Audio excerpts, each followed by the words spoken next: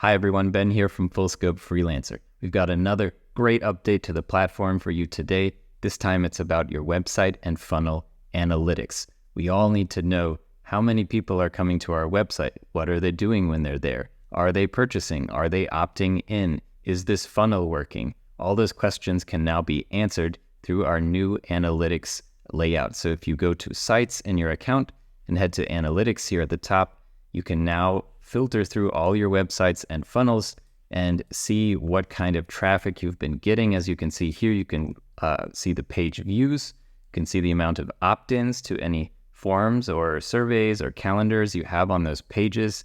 You can also check the sales. As you can see, this account is not selling anything directly on their websites, at least.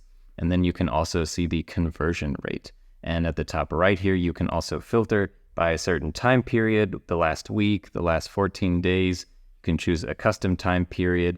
So now you can really get a quick and simple visual overview of what's going on your websites and your funnels. Are people there? If they're there, what are they doing? Are they converting? Are they purchasing? Now you've got it all laid out in this beautiful new visually pleasing setup here. So definitely check that out. Go check in on your sites and funnels. You can track their progress over time.